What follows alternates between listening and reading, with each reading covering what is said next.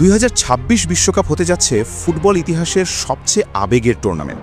কারণ এই বিশ্বকাপের পর হয়তো শেষ হয়ে যাবে একটা স্বর্ণযুগ, যে যুগে ফুটবল মানেই ছিল ম্যাজিক, আবেগ, অসম্ভব কামব্যাক আর কোটি কোটি ভক্তের ভালোবাসা।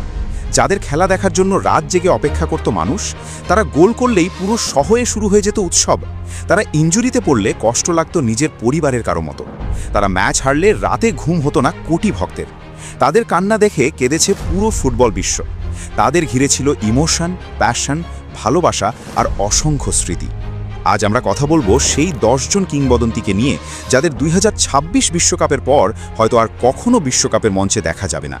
এটাই হবে তাদের শেষ বিশ্বকাপ। আর আমরা শুরু করব 10 নম্বর থেকে। শেষে থাকছে সেই নাম যাকে ছাড়া ফুটবল কল্পনাই করা যায় না। Number 10, Casemiro.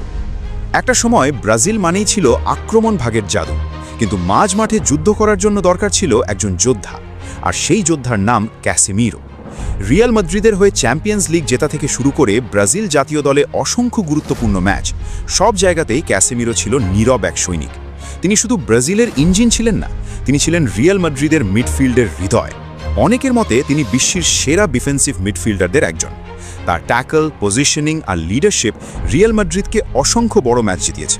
তিনি হয়তো ফ্ল্যাশি প্লেয়ার নন, কিন্তু মাঠে তার প্রেজেন্স মানেই ব্যালেন্স, অ্যাগ্রেশন আর লিডারশিপ। 2026 বিশ্বকাপে শেষবারের মতো আমরা দেখব তার সেই কঠিন ট্যাকল আর যুদ্ধ করার মানসিকতা। আর তারপর নীরবে শেষ হয়ে যাবে এক আন্ডাররেটেড কিংবদন্তির অধ্যায়, কিন্তু ব্রাজিলের ফ্যান্স তাকে কোনো দিনও ভুলতে পারবে না। নাম্বার 9, সন হিউং মিন। এশিয়ান ফুটবলকে বিশ্বমঞ্চে নতুন উচ্চতায় নিয়ে যাওয়া মানুষদের একজন সন হিউং মিন। হাসি খুশি এই মানুষটা মাঠে নামলেই বদলে যেতেন ভয়ঙ্কর এক অ্যাটাকারে। তার স্পিড, ফিনিশিং, ওয়ার্ক রেট আর ডেডিকেশন কোটি মানুষের হৃদয় জয় করেছে। অনেক এশিয়ান তরুণ ফুটবলার সনকে দেখে স্বপ্ন দেখতে শিখেছে, কারণ তিনি প্রমাণ করেছেন এশিয়া থেকেও বিশ্ব সেরা হওয়া সম্ভব। সাউথ কোরিয়ার জন্য তার ভালোবাসা ছিল অন্যরকম। ইনজুরি নিয়েও দেশের জন্য খেলেছেন, হেরেছেন, কেঁদেছেন, আবার উঠে দাঁড়িয়েছেন। তার চোখের পানি দেখে কেঁদেছে পুরো এশিয়া। 2026 বিশ্বকাপ হবে তার শেষ আন্তর্জাতিক বড় মঞ্চ, আর সেদিন কোটি এশিয়ান ভক্তের চোখে পানি আসবে, কারণ সন শুধু একজন ফুটবলার না, তিনি একটা ইমোশন, তিনি একটা inspiration. Number 8, Virgil van Dijk. একটা সময় ডিফেন্ডার্সদের নিয়ে খুব কম মানুষই এক্সাইটেড হতো। তারপর এলেন ভার্জিল ভ্যান ডাইক। নেদারল্যান্ডসের এই ডিফেন্ডারকে বলা হতো স্ট্রাইকারদের দুঃস্বপ্ন, কারণ তার সামনে এসে কোনো স্ট্রাইকার সহজে স্কিল দেখাতে পারত না। তার কামনেস, লিডারশিপ আর ডিফেন্ডিং এবিলিটি পুরো ফুটবল বিশ্বকে মুগ্ধ করেছিল। লিভারপুলের ডিফেন্সকে প্রায় একাই বদলে দিয়েছিলেন এই ডাচ জায়ান্ট। তার আগে লিভারপুলের ডিফেন্স ছিল দুর্বল, কিন্তু ভ্যান ডাইক আসার পর পুরো দল বদলে যায়।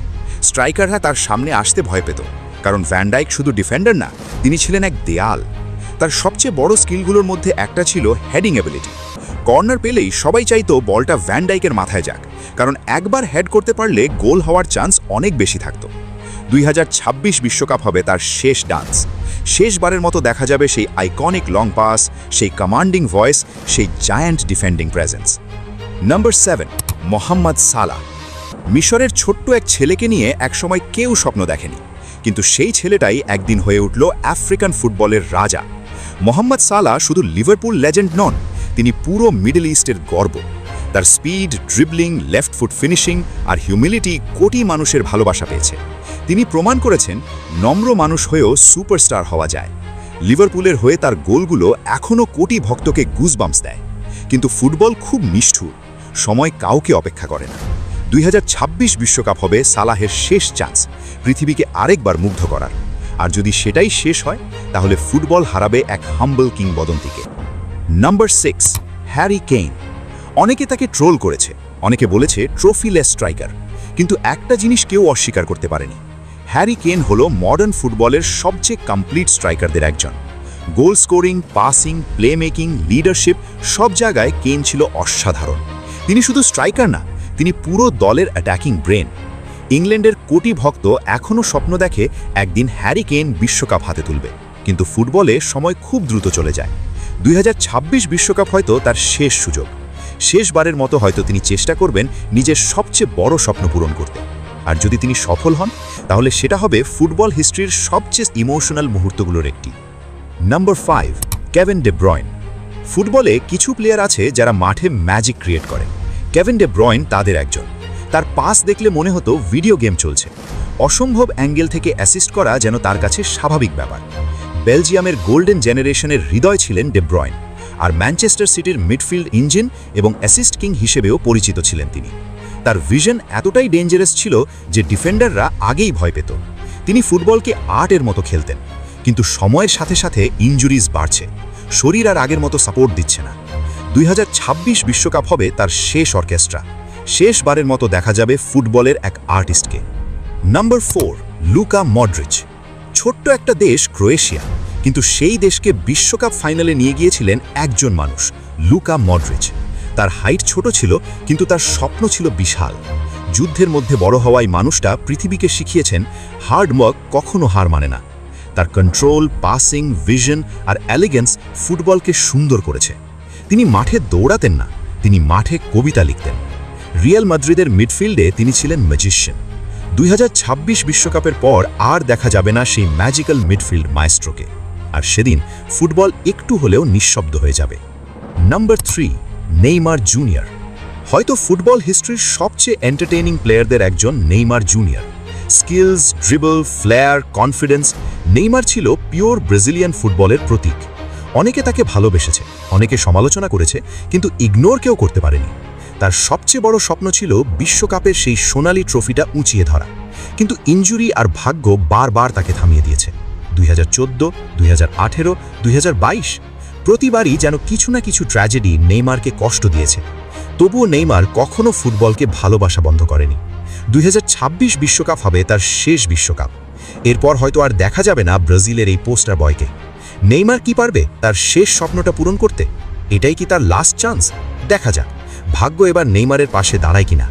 2026 বিশ্বকাপ হবে তার শেষ সাম্বা ডান্স, আর সেদিন ব্রাজিলের কোটি ভক্ত হয়তো কাঁদবে।